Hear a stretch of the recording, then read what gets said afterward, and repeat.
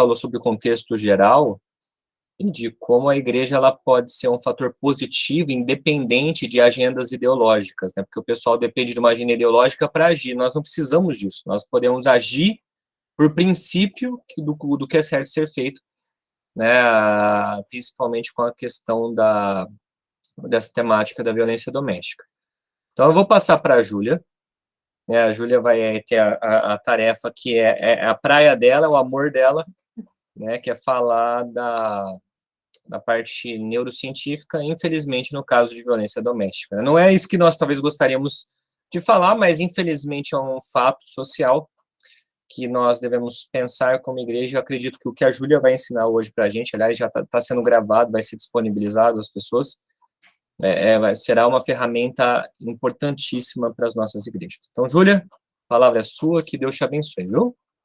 Boa noite, muito feliz de estar aqui, poder contribuir, né, com esse assunto que eu gosto tanto, felizmente falando de um lado não tão legal, não tão bom assim, mas a importância, né, da gente entender sobre os danos biológicos causados pela violência vão para além de um simples conteúdo. A partir deles, a gente pode passar a olhar as pessoas ao nosso redor, as pessoas que convivem com a gente, talvez identificar ali sinais dessa violência doméstica acontecendo, né, e trazer isso como uma pauta ali de ajuda na igreja, como um cuidado, um carinho especial para a vida dessas pessoas. Eu vou compartilhar com vocês um material, depois eu mando para o Marcelo para ele poder compartilhar, disponibilizar para vocês, caso vocês queiram ter acesso, né, a esse conteúdo, com alguns dados importantes, algumas imagens, só para ilustrar um pouquinho do que a gente vai falar aqui, então, da neurociência da violência. O que é, então, que essa violência, essa exposição repetida à violência, pode gerar em nós, em especial, eu trago aqui, né, a minha área de estudo, que é no cérebro. Então, boa noite, que bom que você veio hoje, estou muito feliz de poder estar aqui compartilhando um pouquinho, né, como o Marcelo falou, dessa minha grande paixão, que é a neurociência, voltada para essa questão da violência doméstica em especial. E eu trago aqui, então, para a gente começar alguns dados importantes. Para quem estava aqui ontem, eu sei que o Marcelo já trouxe, né, muitos desses dados, dessas porcentagens a respeito de como a violência doméstica atinge o nosso país, mas eu acho importante recapitular um pouquinho alguns desses dados, para que a gente entenda a extensão daquilo que a gente está falando, a extensão daquilo que a gente está trabalhando e a complexidade que é estudar a violência, principalmente a violência doméstica que acontece ali dentro das casas e muitas vezes fica encoberta, né, pelos membros pela vergonha de trazer isso à tona. Então, o primeiro dado é que 1 em cada 3 mulheres no Brasil afirmam já ter sofrido algum tipo de violência doméstica cometida pelo parceiro. E a gente imagina que esse número deve ser ainda maior, justamente pelo fato, né, dessa vergonha de querer acobertar o parceiro, de não querer expor a família, de não querer expor os filhos, mas o dado que a gente tem é de que 1 a cada 3 mulheres já sofreu algum tipo de violência pelo parceiro. E os aspectos culturais, como a necessidade de poder, de demonstrar que tem mais força do que as mulheres, faz com que os homens ocupem mais esse papel de agressor, porém 11,5% do total da violência doméstica que acontece no Brasil é contra os homens, né? Então nós temos também a mulher no papel de agressora, mas uma porcentagem muito menor. Então vocês vão ver que a maioria das vezes que eu citar aqui, né, eu vou citar a mulher como vítima da violência, mas entendam que quando o contrário acontece, as consequências são a mesma, tá? E as pesquisas apontam, então, que a violência conjugal na família, né, é um fator de risco para problemas mentais, né, principalmente de saúde mental, não somente nos adultos que estão envolvidos ali, mas também para os filhos. A gente vai falar um pouquinho disso, né, como essa violência afeta diretamente as crianças, os adolescentes que estão ali ao redor. Porque os estudos nos mostram que filhos de casais violentos, então que são violentos um com o outro, e não necessariamente fisicamente, não. Tem o Marcelo trouxe aqui que nós temos vários tipos de violência. Violência verbal, psicológica, patrimonial, violência moral, qualquer tipo de violência faz com que essas crianças tendam a reproduzir um padrão nas suas relações futuras, porque elas entendem que é parte do amor, que é parte do ser família, que é parte do demonstrar afeto, a violência. Então, é comum que essas crianças lá na vida futura busquem uma repetição desse padrão violento, né, nas novas gerações, justamente porque elas observaram isso e elas entendem isso como o que é bom, né, como o que é saudável dentro de um casamento. É aquilo que ela viu das pessoas que ensinaram para ela o que é o amor dentro de casa. E os estudos mostram, então, que as pessoas elas tendem a escolher os seus parceiros amorosos a partir dos seus próprios traumas. Então, existe uma química do trauma, a gente vai falar melhor sobre isso, que é ativada no cérebro da pessoa e ela busca ser amada do jeito que ela foi amada durante a infância. Então, a criança que presenciou qualquer tipo de violência vai buscar um relacionamento violento para reproduzir aquilo que ela viu na sua casa, aquilo que ela vivenciou ao longo da sua infância. Então, a gente percebe aqui que, para além, né, do casal, dos adultos envolvidos na relação, que tem consciência da sua escolha de permanecer ou não, os filhos estão sendo diretamente afetados. Então, tendo feito esse apanhado geral, vamos entender um pouquinho as causas dessa violência na nossa biologia, digamos assim, para aí a gente poder separar o que é natural do que é violência, do que é agressão e compreender as causas e as consequências disso no nosso cérebro. Então, a primeira coisa que a gente precisa saber é que todo ser humano é dotado de emoções. Nós, seres humanos, somos seres emocionais. Isso significa que, salvo exceções, onde a gente tem ali uma psicopatia, por exemplo, todos nós vamos sentir emoções em determinados momentos. E nem sempre essas emoções geram um comportamento bom, porque o nosso comportamento, tudo aquilo que a gente faz, inclusive o nosso comportamento muscular, a postura do nosso corpo, é guiado por uma emoção. Tudo que move alguma ação no nosso organismo é uma emoção. E essa emoção, ela é um fruto do meio. O que isso significa?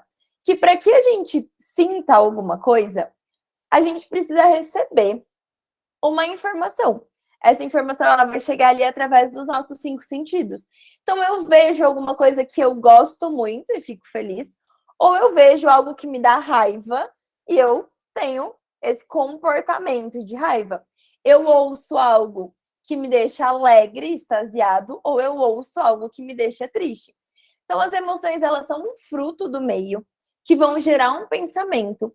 E esse pensamento vai engatilhar o nosso comportamento. Por que eu estou dizendo isso? Porque sentir emoções conflitantes a respeito de pessoas que nós amamos é normal. É comum que, em alguns momentos, os pais que amam incondicionalmente os seus filhos tenham raiva por algo que eles fizeram. É comum que marido e mulher que se amam incondicionalmente sintam raiva em determinado momento, né? Aquela toalha molhada na cama pela 3ª vez no dia, às vezes vai gerar ali um gatilho de raiva. A grande questão é, a gente não controla as nossas emoções, mas a gente tem total controle sobre o nosso comportamento. Por que é importante a gente saber sobre isso? Porque muitas, né, das vezes, quando o agressor é levado para interrogatório, o que ele tenta alegar é, mas eu estava com raiva, mas você não sabe o que ela fez, o que ele fez para gerar isso em mim. Então, a primeira coisa que a gente tem que saber é, sim, nós vamos sentir emoções, a gente vai sentir raiva, a gente vai ficar com medo, a gente vai ficar triste, mas nós temos total controle sobre o nosso comportamento. Nós temos ali, né, eu gosto muito de ilustrar com os personagens do filme Divertidamente, porque fica bem didático para a gente entender. Nós temos algumas emoções básicas que todo ser humano, dependente, né, da cultura, gênero, idade, vai sentir, que é a alegria, o medo, a raiva, a tristeza e o nojo. Todos nós vamos ter essas emoções. Às vezes mais de uma ao mesmo tempo. Às vezes né? A gente muda ali da alegria para a raiva em questão de segundos, isso é comum de acontecer. É um movimento biológico, mas a gente não pode justificar os nossos comportamentos com base nas nossas emoções, porque Deus nos dotou de emoções e de capacidade de controlar essas emoções. É justamente isso que nos diferencia de todo o resto da criação. Nós somos seres racionais, nós somos seres trinos, nós temos corpo, alma e espírito. O que isso nos faz diferente? Eu tenho algo chamado consciência. Consciência é a capacidade de avaliar os meus atos e entender se aquele comportamento é bom ou ruim antes de agir. Um cachorrinho, um gatinho, ele não tem isso. Ele age por instinto e aí depois ele percebe que aquilo foi ruim quando ele apanha, quando ele vai preso, quando o dono ignora ele. Nós não, nós somos os únicos seres que nos assemelhamos de Deus, que somos feitos à imagem e semelhança dele, pela nossa capacidade de controlar essas emoções. A gente não vive pelo instinto. A gente tem a consciência, né, capaz de controlar isso. Então, essa ideia de que fiz porque estava com raiva é só, né, dizer, atestar que você não se vê como a imagem e semelhança de Deus. Porque aí você diz que o que te diferencia do resto da criação, que é a sua capacidade de consciência, de controlar esse sentimento ruim, para ele não gerar um comportamento ruim, cai por água abaixo.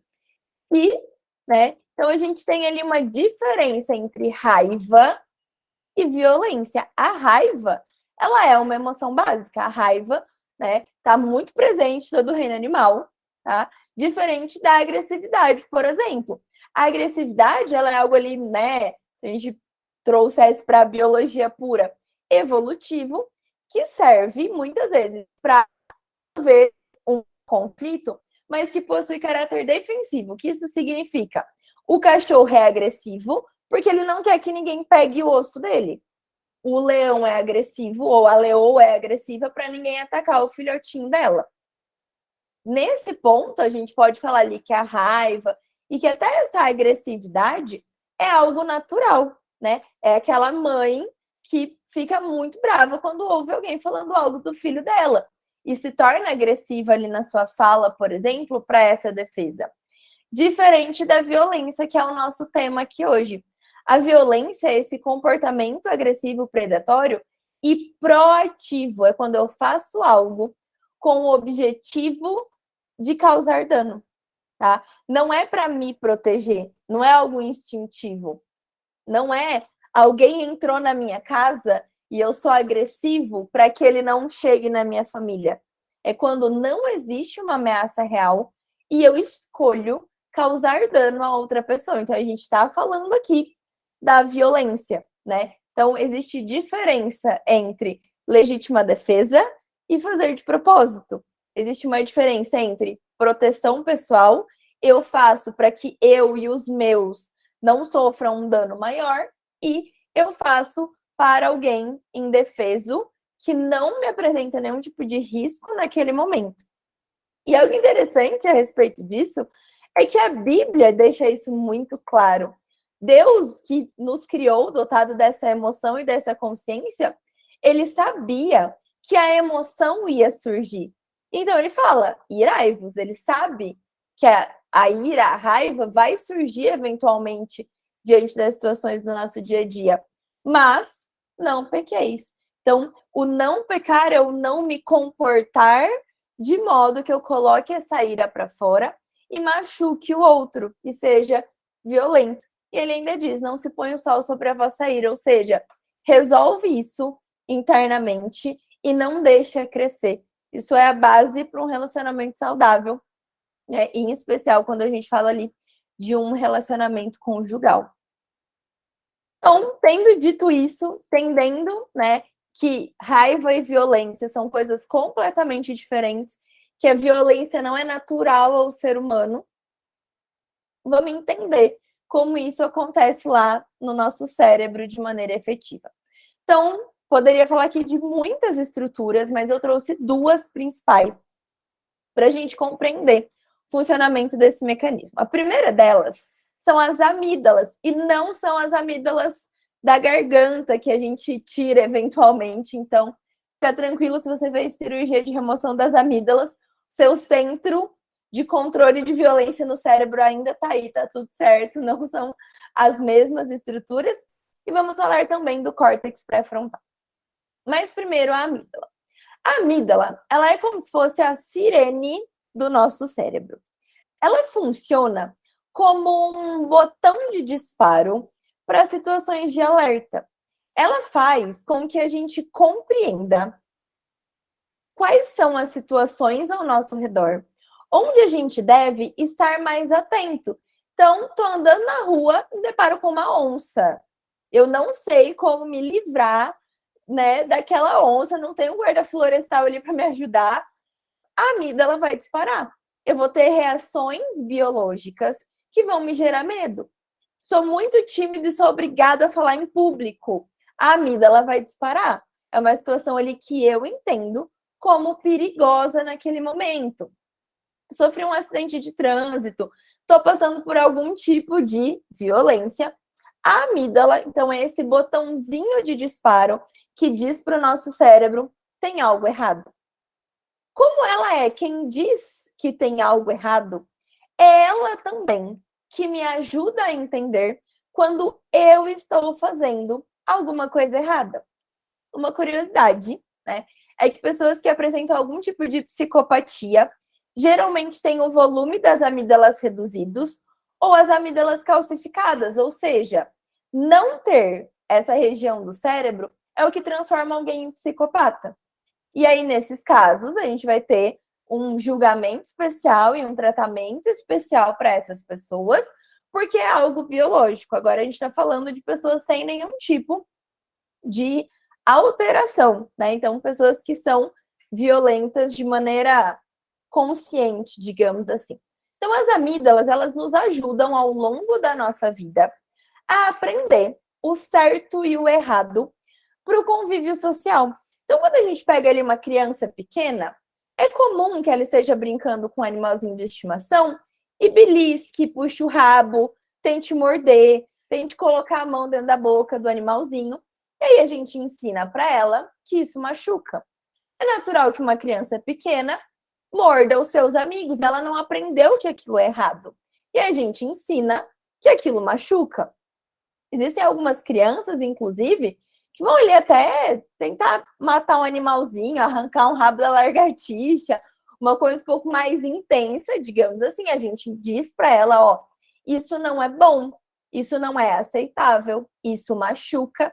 E as amígdalas, elas vão, então, aprendendo ao longo da nossa vida o que é certo e o que é errado em relação à violência, né? Então, como eu disse, ela percebe no ambiente aquilo que é ruim para nós, mas ela também é o nosso bloqueio. É ela que faz com que a gente entenda quais são os níveis aceitáveis, digamos assim, do nosso comportamento agressivo em um ambiente. Então, primeira coisa, é importante que desde sempre esses limites sejam colocados, né? Eu não aguento não falar de criança e adolescente, é minha área de estudo, minha paixão. Então, para quem tem filhos, impor esses limites sobre o que é certo e errado no sentido da agressividade é muito importante. Se a criança está jogando o brinquedo em alguém para machucar, ela precisa entender que aquilo é errado. Porque senão, quando ela crescer, o cérebro dela não vai ter a habilidade de, né, fazer ali o filtro do que é bom ou o que é ruim em relação a isso. Por que eu falo tanto, né, das amígdalas? Porque em alguns momentos onde a gente tem uma hiperativação delas, a gente tem algo chamado de sequestro da amígdala. Quando isso acontece, essa parte verdinha aqui do nosso cérebro, que é a parte racional dele, para de funcionar. E quem toma conta de todas as nossas ações é a nossa amígdala. É o que vai acontecer durante uma crise de ansiedade, uma crise de síndrome do pânico. É o que acontece quando a pessoa tem transtorno de estresse pós-traumático, que a gente vai falar bastante sobre ele aqui hoje.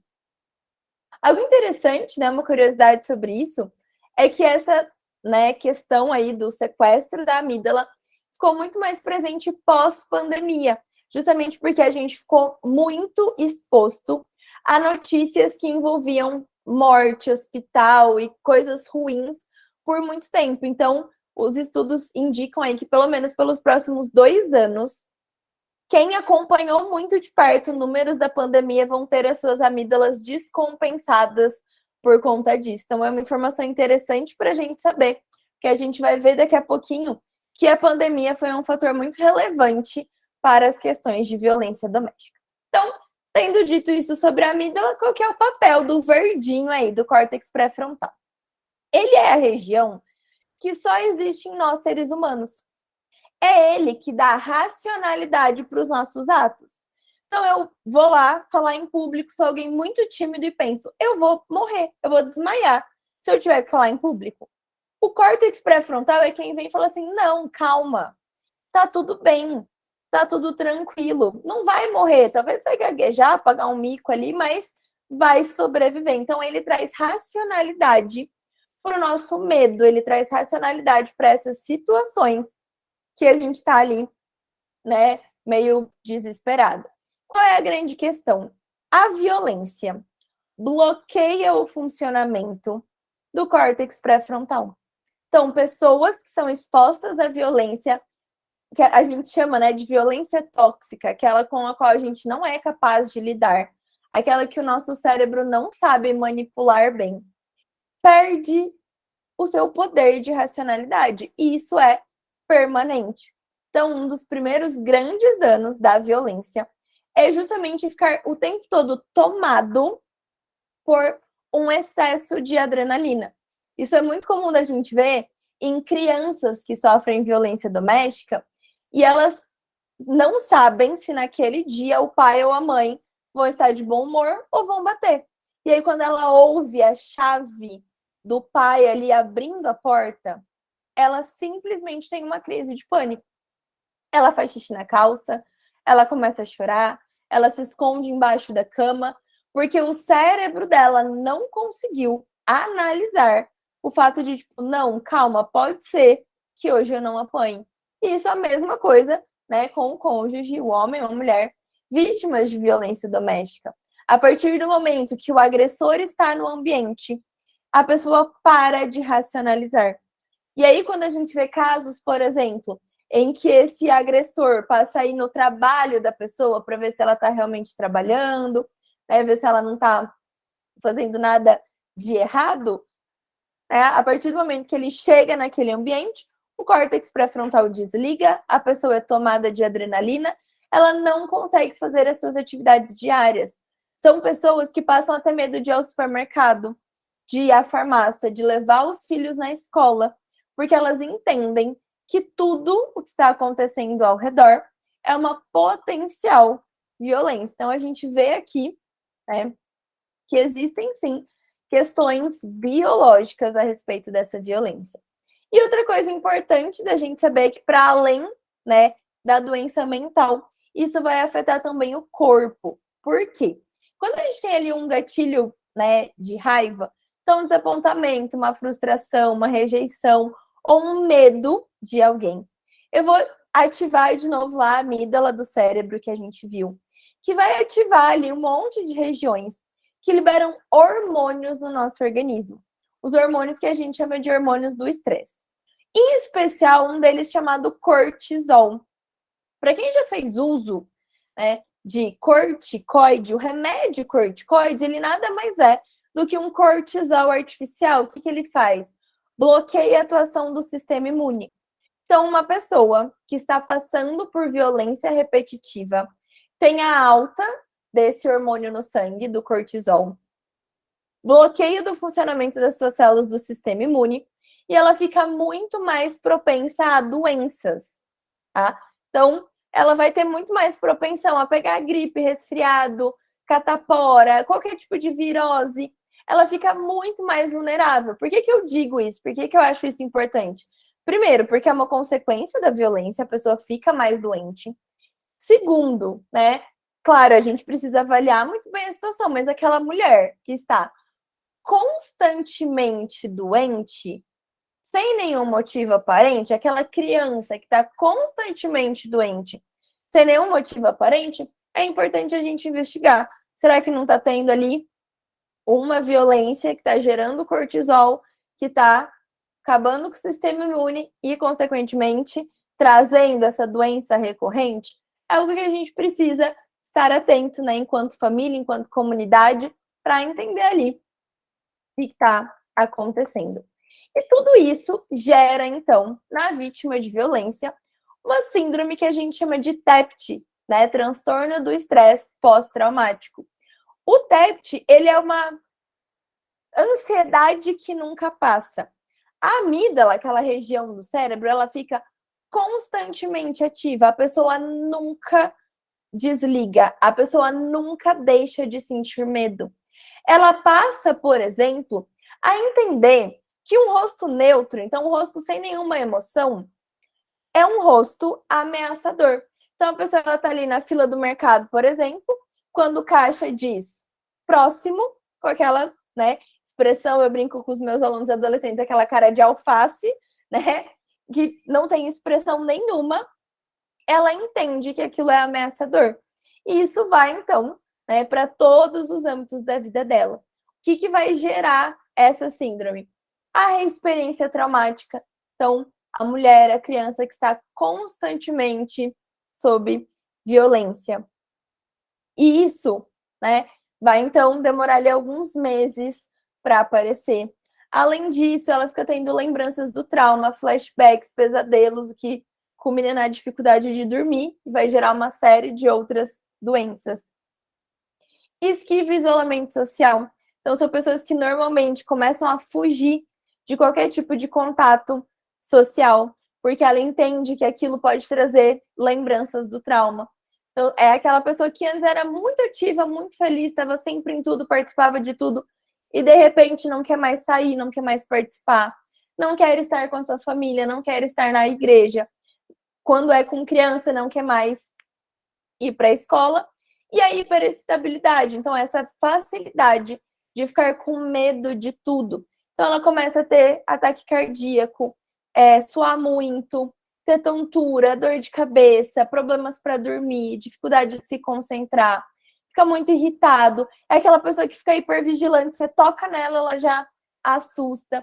Então, tudo isso é consequência da violência doméstica, tá? Então, gente, o transtorno de estresse pós-traumático leva, em média, 2 anos de tratamento psicológico e psiquiátrico para reduzir os seus sintomas, né? Óbvio, tem gente que vai, né, melhorar mais rápido, tem gente que talvez demore um pouco mais, mas não é algo que assim, saiu ali do ambiente, parou de conviver com o agressor, aí a pessoa tem que ficar bem.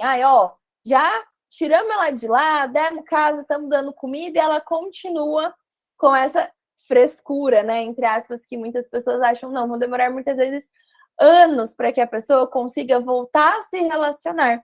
Então, são pessoas que muitas vezes podem ficar, inclusive, esquivas com o pastor, com o líder, com o capelão, com a pessoa que está tentando ajudar, porque ela não consegue diferenciar o agressor de todas as outras pessoas.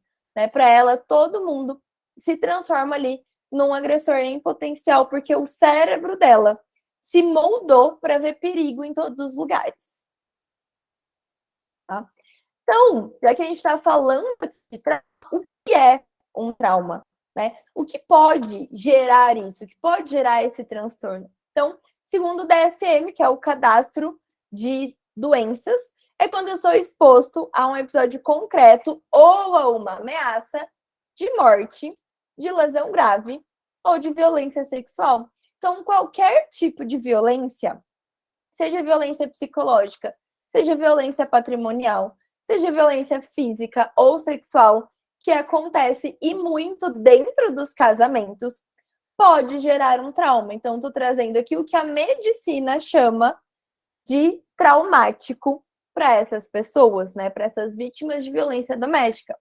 Percebam que é um episódio concreto ou uma ameaça. Então, se eu digo para a pessoa, eu vou te bater, eu vou te matar, ou qualquer coisa do tipo, essa ameaça de morte, lesão grave ou violência sexual, já é considerado um trauma, já pode trazer todos esses sintomas, né, que nós vimos até aqui. E isso vai gerar, então, uma marca, né? Qual que é a marca desse trauma no cérebro da pessoa? Então, a experiência traumática, ela vai gerar, primeiro, uma resposta fisiológica imediata. Então, o coração vai acelerar, a boca vai secar, a pessoa vai começar a suar. Choro, tremor, muitas vezes vai urinar e defecar involuntariamente. Então, são, né, os efeitos imediatos daquele trauma, daquela ameaça, mas que produzem efeitos a longo prazo no nosso cérebro. Essa exposição à violência altera a conformação do nosso cérebro, altera a nossa anatomia cerebral. Para a gente entender um pouquinho, nós somos as nossas memórias, né? Por que a pessoa fala, ai, se a pessoa, né, tiver um trauma cerebral, faz um transplante de cérebro? Por que não dá para fazer um transplante de cérebro igual a gente faz de rim, de pulmão, de coração? Porque o cérebro é quem nós somos, as nossas memórias estão fixadas nesse órgão. Cada memória que a gente tem gera uma alteração biológica, uma alteração de anatomia mesmo, de forma nesse cérebro. Quando a gente tem um trauma, ele gera ali nesse cérebro o que a gente chama de traço mnemônico. Então, é um caminho especial nesse cérebro que vai se lembrar sempre desse trauma. Então, ele vai causar ali, né, os efeitos biológicos. Então, eu vou ter alterações no cérebro e, consequentemente, psicológicos e sociais. Porque se a memória é quem eu sou, a partir do momento que eu altero a minha memória, que eu altero quem eu sou, eu altero o meu comportamento, eu altero a minha saúde mental. Então, isso é algo que a gente precisa estar atento, né? Uma pessoa que antes era muito expansiva, era muito alegre e, de repente, se fechou, a gente precisa, né, ficar ali de olho, ter um olhar atento enquanto comunidade, enquanto família, para entender. Pode ser uma fase? Pode, mas ela pode também ter passado ou estar passando por uma violência que gera esse trauma. Quais são, então, as regiões do cérebro que são afetadas? Então, primeiro, né, como eu disse para vocês, a amígdala. Então, essa amígdala, ela fica hiperreativa e tudo para essa pessoa gera um gatilho de medo. Então, como eu disse para vocês, até o rosto da pessoa que atende ela numa loja, o porteiro que dá bom dia, o entregador do iFood, se tornam uma possível ameaça. Outra coisa, né, importante da gente saber é que vai mexer na nossa ínsula, o córtex insular. O que é a nossa ínsula? É uma das partes mais incríveis do nosso cérebro. A ínsula, ela gera uma conexão entre os nossos sentidos e as nossas memórias. Vocês já passaram pela situação de sentir um perfume? Você está no shopping, no elevador, sente um perfume e automaticamente se lembra de uma pessoa porque ela usa aquele perfume? Quem faz isso é a ínsula. Ou você sente o cheiro de uma comida e lembra da casa da sua avó, porque era lá na sua avó que você comia essa comida? Quem faz essas conexões é a nossa ínsula. E isso é instinto de sobrevivência. Porque se um dia eu comi algo que me fez muito mal, eu preciso lembrar do aspecto, do cheiro e do sabor daquilo para não comer de novo. Eu preciso fazer essa conexão emoção-sentido. Preciso lembrar o cheiro da minha mãe quando eu sou bebê para eu saber que naquele colo eu estou seguro e em outro colo não. Por isso que o bebezinho chora quando ele não está no colo da mãe. Porque a voz, o cheiro não conectam com o que essa região do cérebro dele entendeu como bom. Por que gera ali, né, um trauma muito grande nessa região do cérebro? Porque é essa, né, parte do cérebro em especial que nos ajuda nesse instinto de proteção. Uma coisa triste, né, mas que é real, muitas mulheres que sobreviveram ao maníaco do parque, quando foram entrevistadas, o que elas mais relatavam era o cheiro que elas sentiam durante o ataque. A maioria das mulheres que são abusadas, o que elas se lembram com mais facilidade é o cheiro dos seus abusadores.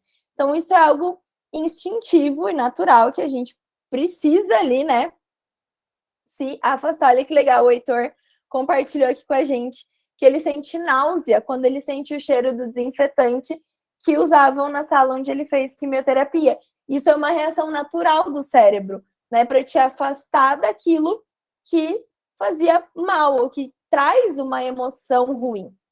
Por que essa região do cérebro é tão importante, além do instinto de sobrevivência? É exatamente aqui, nesse lugar, que fica a nossa capacidade de empatia.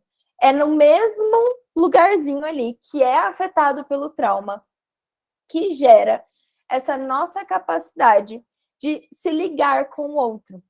Isso significa que pessoas que passam por violência doméstica terão muita dificuldade de se conectar a outras pessoas.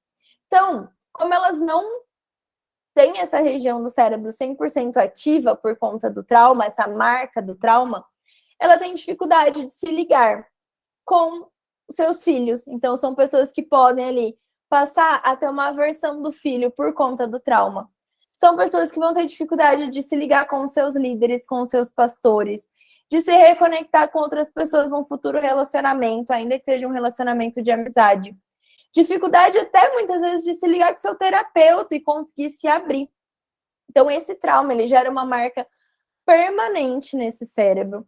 E as pessoas que passam por violência doméstica vão ficar mais esquivas, vão ter mais dificuldade de se conectar. Isso, gente, é algo também que, para nós, enquanto igreja, é importante de saber.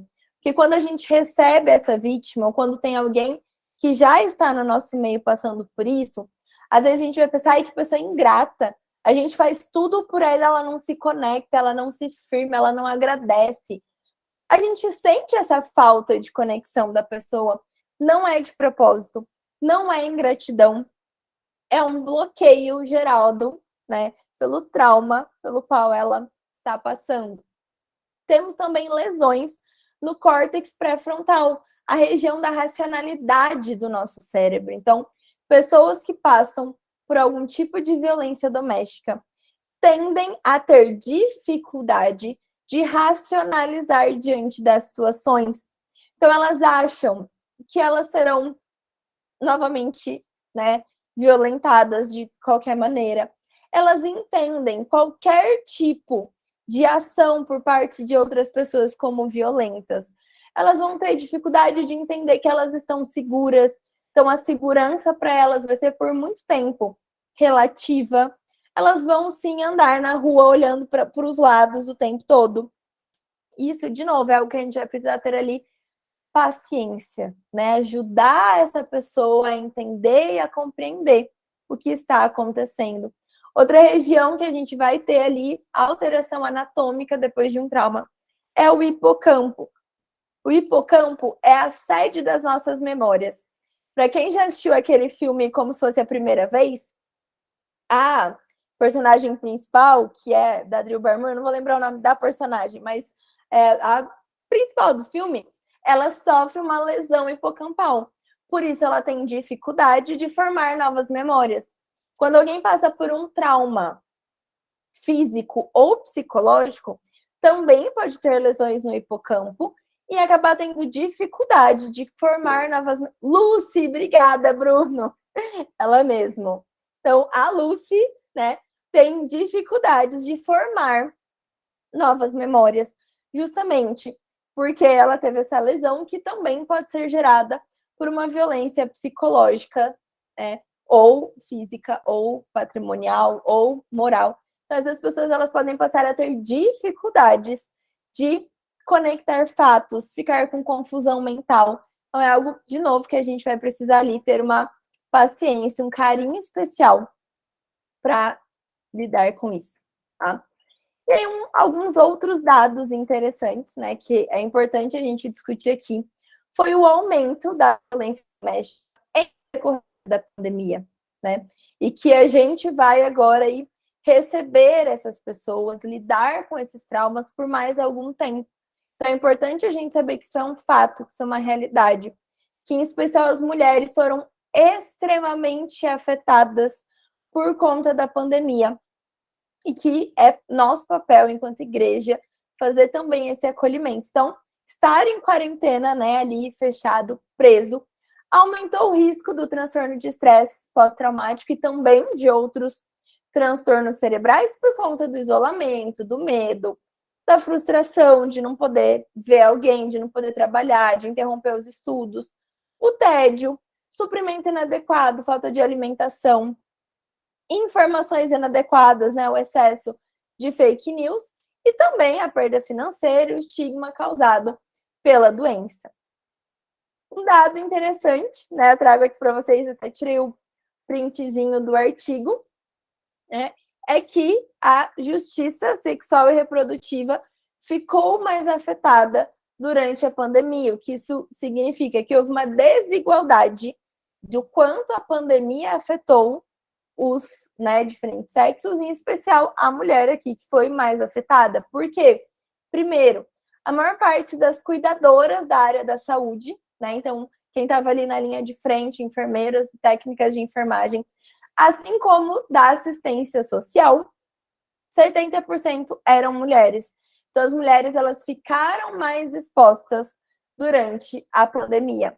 Além disso, essas mulheres realizam 3 vezes mais trabalho não remunerado em casa do que os homens, o que faz com que elas tenham menos tempo para investir nas suas carreiras, consequentemente, ganhem menos do que os seus maridos, e muitas, né, dependem financeiramente para se sustentar e sustentar os seus filhos do salário do marido. Isso faz com que muitas delas, mesmo passando por violência doméstica durante a pandemia, por estarem em um momento de dificuldade, não tiveram recursos para sair das suas casas. Tá? Então, existe ali toda uma problemática por trás dessa sobrecarga feminina em casa, faz com que elas aguentem a violência doméstica, porque não investiram nas suas carreiras. Estou generalizando aqui, tá, pessoal? Eu sei que nem todos os casos são assim. Então, elas aguentam mais a violência porque elas não têm para onde ir com os seus filhos, não tem como se sustentar. Um outro estudo interessante, né, as dimensões de gênero da Covid-19, mostrou que nas áreas mais atingidas, em especial na China, depois do surto de Covid-19, os sintomas de estresse pós-traumático apareceram muito mais em mulheres, tá? Que perderam a qualidade de sono, tiveram mais dificuldade de voltar a acordar no horário correto, de novo por conta dessa sobrecarga, tá?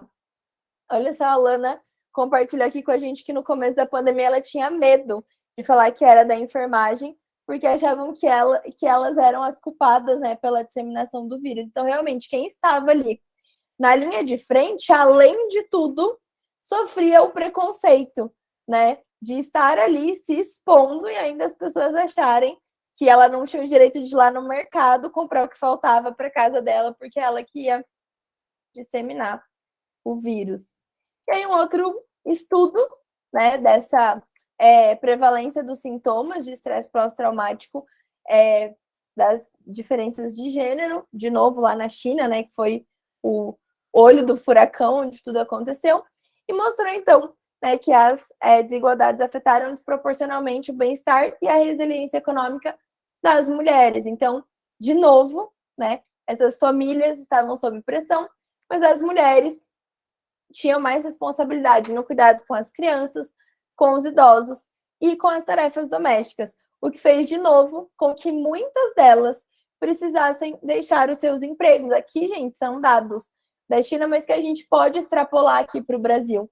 Então, muitas mulheres precisaram deixar os seus empregos, porque imagina o seguinte cenário: os dois trabalham, né, em comércio em linha de frente que não fechou, a criança não tem aula, alguém precisa deixar o emprego para cuidar do filho, para cuidar do pai e da mãe idoso.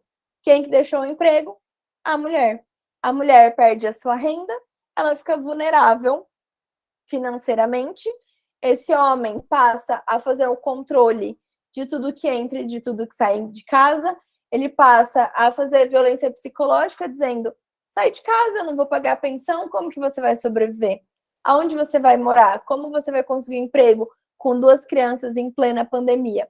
Então, a violência doméstica, não só física, mas psicológica e patrimonial, aumentou muito durante a pandemia. Tanto que as taxas, né, de divórcio também aumentaram, mas infelizmente muitas mulheres se submeteram a essa violência e continuam se submetendo, porque ainda não conseguiram retomar, né, as suas carreiras, voltar para o mercado de trabalho e se restabelecer financeiramente pós-pandemia. E aqui, né, um outro artigo que mostra, né, que reduzir o risco de infecção aumentava o risco de violência por um parceiro íntimo. Então, esse distanciamento social acabou, né, expondo muitas vulnerabilidades, tanto pessoais quanto coletivas, limitando as opções de suporte, porque essa mulher não podia mais pegar os filhos e fugir para casa da amiga que morava em outro estado. Os abrigos, né, estavam recebendo menos pessoas, as igrejas estavam fechadas, essa mulher não tinha que trabalhar no dia seguinte, então ela apanhava, ela ficava com marcas pelo corpo, e o homem não tinha nem o medo, né, de que ela fosse vista na rua no dia seguinte com o olho roxo por alguém, com uma marca de apertão no braço por alguém. Além disso, né, essas mulheres tiveram maior exposição a estressores psicológicos, sociais e econômicos durante a pandemia, e além disso, um aumento significativo nos mecanismos de enfrentamento, o que isso significa. E aí agora, né, tanto para homens quanto para mulheres, consumo excessivo de álcool, consumo excessivo de pornografia, que aumentou muito durante a pandemia, de uso de outras drogas, né? Então, tudo isso que altera ali a dinâmica cerebral e piora a violência doméstica. Angélica, eu vi que você tinha levantado a mão. Se você quiser fazer uma pergunta, fica à vontade.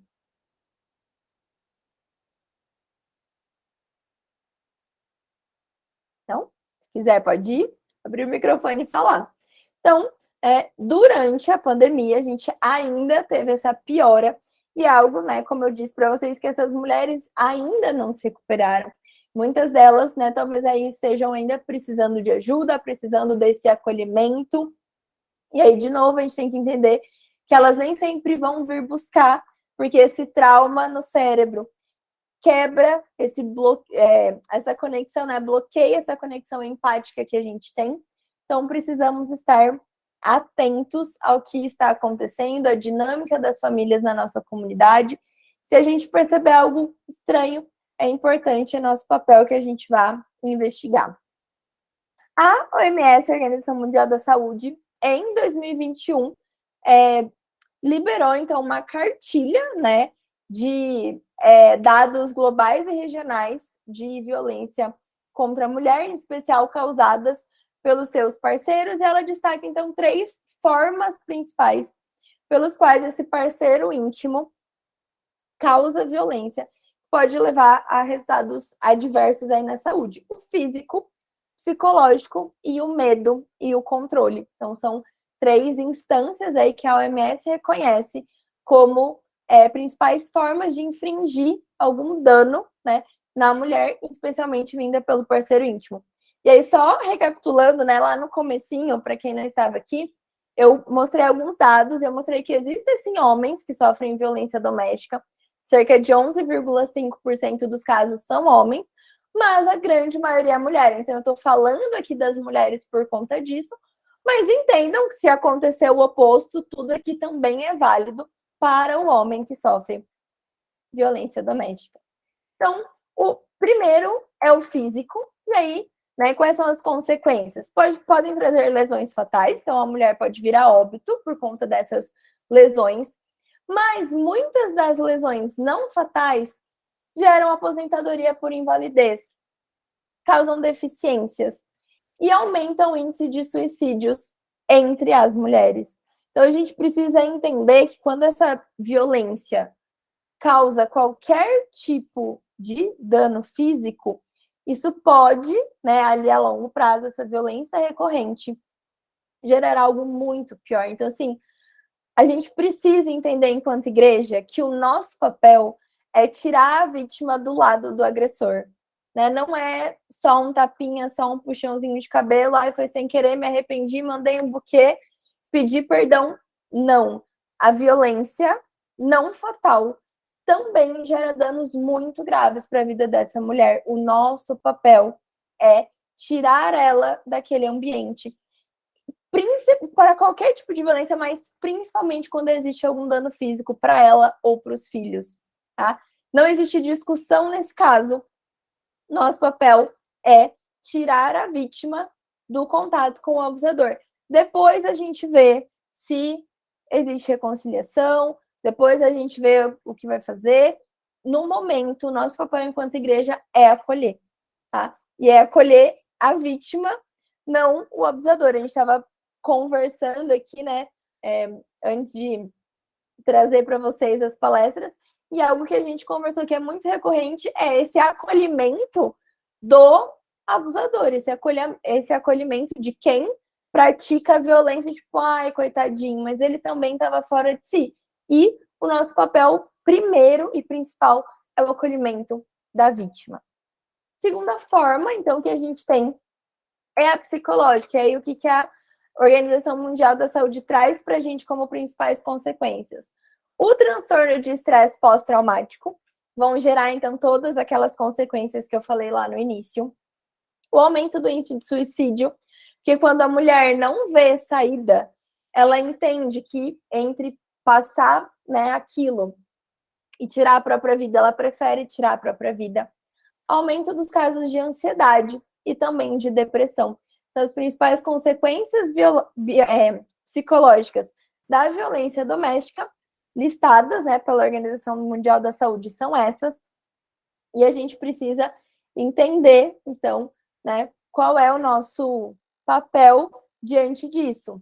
Acolher, oferecer tratamento, entender que a gente precisa muitas vezes de apoio psicológico e talvez psiquiátrico para que as mulheres consigam minimizar esses danos psicológicos da sua violência. É óbvio que a gente, enquanto igreja, tem o papel de evangelizar, tem o papel de orar, tem o papel de orientar essas mulheres diante, né, da via espiritual, até para que elas possam liberar perdão, porque é comprovado, né, na psicologia que quando a gente libera esse perdão, a nossa capacidade de melhorar a nossa saúde mental aumenta, mas é importante também que a gente faça um encaminhamento para os profissionais da saúde para que ela seja tratada, tá?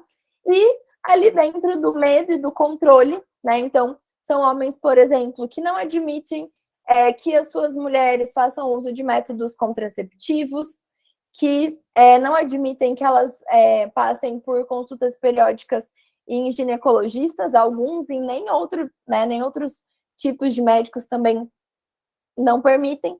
Isso vai gerar, então, gestações indesejadas, que, querendo ou não, é uma forma de controle do homem sobre o corpo da mulher, porque a partir do momento que ela está grávida, está gerando filho, ela fica mais vulnerável.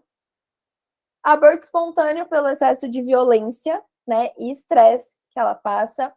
As mulheres que acabam fazendo abortos inseguros por não querer levar aquela gravidez adiante e complicações na gravidez, de maneira geral, tá? Então, que são causadas por esse medo imputado à mulher pelo controle do corpo delas pelos seus parceiros. Além de infecções sexualmente transmissíveis, que antigamente a gente chamava de DSTs, né? Hoje mudou aí a nomenclatura.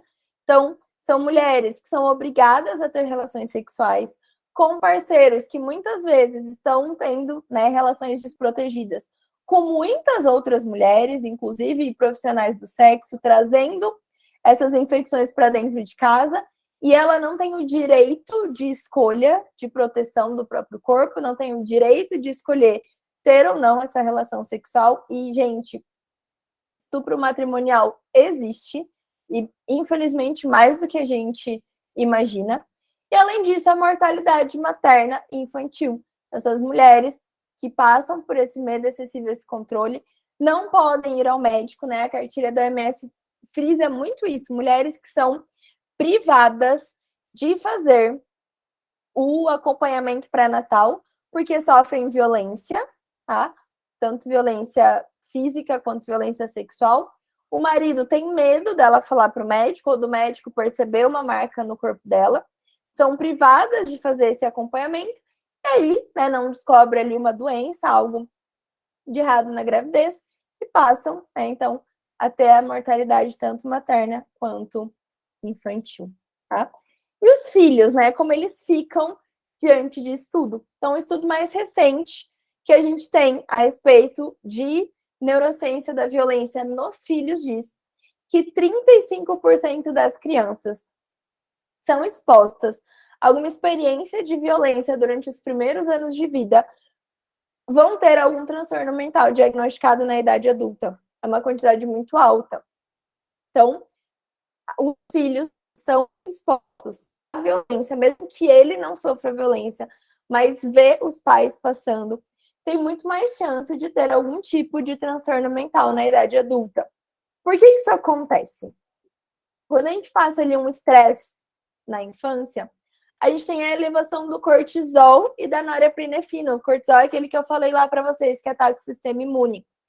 Isso é tão potente para o cérebro da criança que acaba gerando mudanças no cérebro dela, na arquitetura mesmo, no formato do cérebro dessa criança, e diminui o que a gente chama de neurogênese, a formação de células que vão garantir a capacidade de aprendizado dela. Falando assim de maneira muito simplória, a criança tem dificuldade em aprender e gerar memória. Então, são crianças que vão apresentar redução no desempenho escolar, dificuldades de aprendizagem. E essa diminuição, né, da massa cerebral é como se o cérebro atrofiasse realmente para essa criança que passa por um estresse na infância. Ela passa a ter uma hiperreatividade ao estresse. Essa hiperreatividade ao estresse gera, então, ansiedade, depressão e outros distúrbios, além de agravar aqueles pré-existentes, né, que eventualmente a criança já teria, mesmo sem estar exposta ao estresse, tá? E aí talvez a gente se pergunte, tá, então por que essa mulher não vai embora, não pega o filho, a trouxinha dela e vai para um lugar seguro? Primeira coisa importante da gente saber, existe a dependência emocional. Quando o nosso cérebro está muito conectado a alguém, romanticamente falando, ele passa a liberar um padrão de substâncias químicas específico para aquela pessoa, que gera o que a gente chama de dependência emocional. Assim como um fumante depende de nicotina, assim como um adicto depende ali da droga que ele usa, um alcoólatra depende do efeito do álcool, pessoas que se envolvem de maneira muito profunda romanticamente passam a ter dependência do padrão químico que aquela pessoa libera nela. Isso significa que quando ela está longe do agressor, ela sente falta, ela sente saudade, igual alguém que está tentando parar de fumar sente falta da nicotina. É algo físico. As pessoas sentem dor física por falta da presença do outro. É a mesma coisa com alguém que está passando de luto e sente uma dor física, está passando pelo luto, né? E sente essa dor física. Então, primeiro, são mulheres que muitas vezes são tiradas dessa situação, mas precisam de tratamento, não é só tirada ali. Elas precisam resolver essa dependência emocional. Então, tem uma questão biológica, cerebral, que faz essa mulher querer voltar para o agressor. Falta de apoio da família e da comunidade, né? Aqueles pais que são muito rígidos. Imagina sair de casa, que vergonha. Filha minha não vai ser divorciada, desquitada, né? Minha avó, ela fala desquitada. Filha minha não vai ser desquitada, não vai ser divorciada. Tem que aguentar. A família é instituição de Deus. Desde que a mulher não esteja tendo ali risco da própria vida. E falta de apoio da comunidade. Muitas vezes a igreja não apoia essa mulher a sair do lado do seu agressor. Então, é nosso papel enquanto cristão cuidar da vítima. O que vai ser feito posteriormente, depois a gente vê. Mas, a princípio, quando a pessoa está passando por algum tipo de violência, ela precisa ser retirada dali.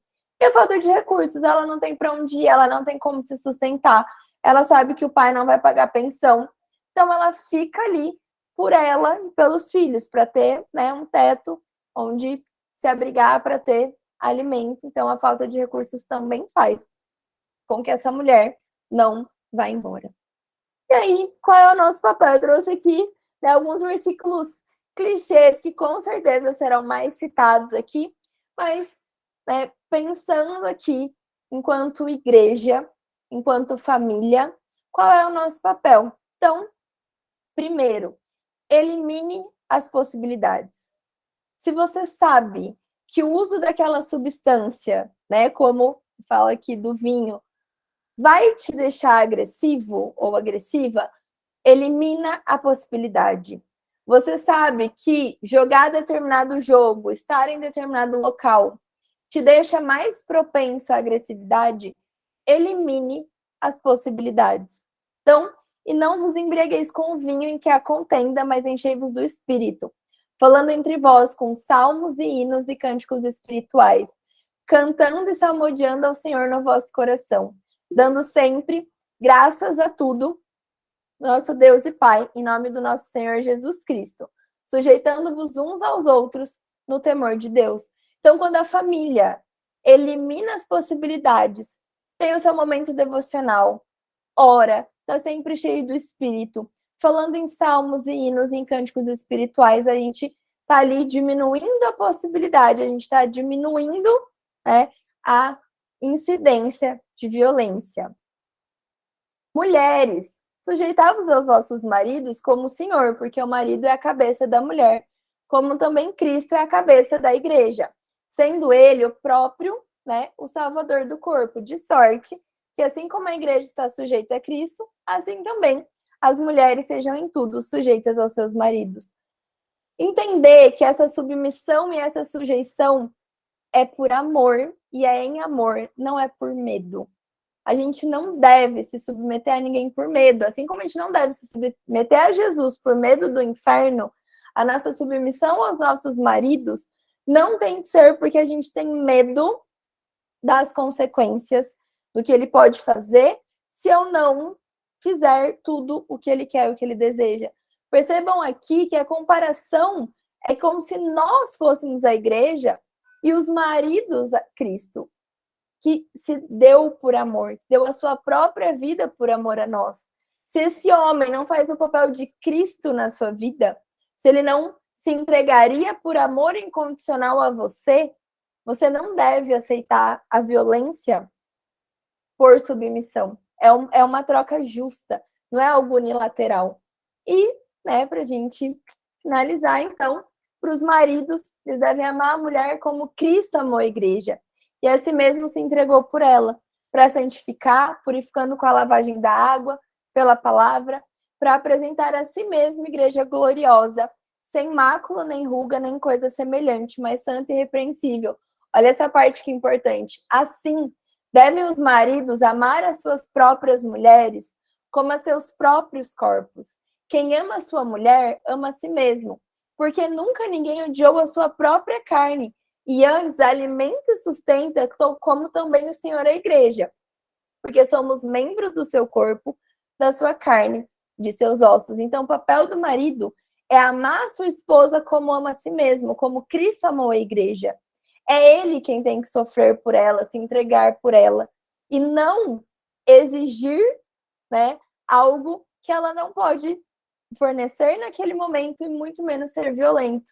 Então, se ele ama o seu próprio corpo, que é o corpo da esposa, ele não é violento. Se ele é violento com o corpo da esposa, com o psicológico da esposa, com o patrimônio da esposa, não é amor. Não existe ali uma relação saudável matrimonial. E a partir disso, então, a gente afasta o casal, a gente trata os dois, e aí sim a gente pensa na possibilidade de uma reconciliação.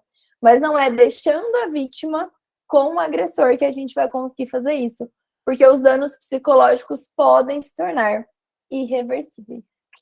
E é isso, muito obrigada. Agora deixa aberto para perguntas, se alguém quiser perguntar alguma coisa, estou aqui à disposição. Espero que tenha ficado claro.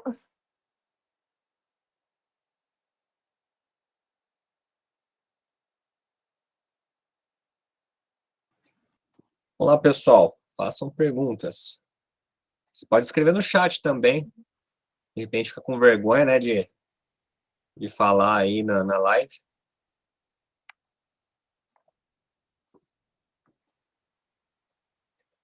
Ô, Júlio, eu vou fazer uma pergunta que o pessoal vira e mexe faz a respeito dessa questão neurológica. O estresse pós-traumático, ele é reversível? Sim, ele é uma das condições mais demoradas de se reverter, mas é reversível. Então, a gente tem remédios que bloqueiam a hiperativação da amígdala, que vão ajudar, que são os ansiolíticos, e com o tratamento, né, da psicoterapia, a gente vai conseguindo dessensibilizar a ponto de não ter mais os efeitos. Ó, a pergunta do Israel é muito interessante. Ele falou, né, uma vez que a violência não é natural do corpo humano, podemos afirmar que a violência pode ser uma das sequelas do pecado? Sem dúvidas, né? Essa violência, ela chega para nós junto com a queda adâmica. Ela não é biológica, mas ela é pecaminosa. Eu vou fazer uma pergunta aqui, porque o pessoal não vai fazer pergunta, eu vou fazer, porque tem muita coisa na minha cabeça, mas a gente falou, você falou do estresse pós-traumático, você comentou, respondeu que ele é reversível. Tem muitas mulheres que têm medo de procurar ajuda especializada por um preconceito, né, ou medo. Quais são as consequências de você não procurar ajuda? Embora você falou isso, mas é bom sempre enfatizar quais são as consequências disso para a própria vida da mulher e também em relação aos filhos, principalmente. Então, o que vai acontecer é que vai gerar essa falta de conexão. Então, ela vai perdendo todos os seus relacionamentos, inclusive a sua conexão com os filhos, que podem se sentir ali abandonados pela mãe e afetar, né, para sempre esse relacionamento. Além disso, ela vive sob uma crise de ansiedade tão grande que isso afeta o corpo físico. Então, são mulheres que estão constantemente doentes, fazendo com que elas acabam tendo, né, mais dificuldade de se manter nos empregos, por exemplo, e além de dificuldade de formação de novas memórias. Então, são mulheres que ficam, sim, com dificuldades cerebrais, e aí, de novo, ela tem dificuldade de levar uma conversa adiante, de aprender algo novo, tem dificuldade de se reinserir no mercado de trabalho. Então, tem aí, né, as consequências biológicas e psicológicas do estresse pós-traumático. Bom, acho que chega de fazer. Eu não vou parar de fazer pergunta, mas alguém tem mais uma pergunta? Posso fazer uma? Manda. Depois de tratado, Júlia, depois de tratado o estresse pós-traumático, os sintomas podem reaparecer depois de tempo ou não? Podem, principalmente por conta de algum gatilho. Então, ela vê ou ouvir alguma história de violência parecida com a dela, voltar a conviver com o agressor se isso não foi bem resolvido, sofrer uma outra agressão, ainda que em outro nível, por outra pessoa. Então, é uma pessoa que vai ter que estar sempre ali em estado de alerta em relação a isso, né? Se necessário, retomar o tratamento. Outra pergunta, já que eu vou dar do Marcelo, vou ficar fazendo. Você falou que o homem também sofre violência doméstica. Tem porcentagem sobre isso? 11,5% dos casos que são levados até a delegacia no Brasil são de homens. A gente estima que a porcentagem seja maior. Só que a questão é que o homem, ele tem aquela questão do ego masculino, né? De, eu vou lá na delegacia falar que apanhei de mulher, né? Então, infelizmente, a porcentagem provavelmente é muito maior, mas não é relatado. O que a gente tem hoje é que 11,5% dos casos no Brasil são denúncias de homens. Aliás, uma curiosidade, né? O número só não é maior de mulher e de homem porque, no caso das mulheres, há o medo e no caso dos homens há a vergonha, né? Então, então é complicado. Faz mais perguntas aí, Zezinho. Gente, vocês podem fazer, fica à vontade. Posso fazer uma aí? Manda ver. Eu acho que é tema para um próximo, até falei com a Joseni lá em Araras, né? A gente é o tema para um outro seminário, mas assim, a compreensão da violência e de traumas, qual é o limite para a gente acolher e para a gente não aceitar as consequências também, que também podem ser pecado, né? As consequências da violência também podem gerar outros tipos de pecado, de pessoas se tornarem agressivas, se justificarem em cima disso. Então, acho que esse limiar é complicado da gente definir, né? Talvez a gente tenha que pensar um pouquinho nisso também, né? Com certeza, entender que o ter sido vítima não pode servir como base para você se tornar o futuro agressor, né, de outras pessoas. E entender, então, que esse acolhimento e essa ajuda, ele vai até o ponto onde a pessoa quer ser ajudada.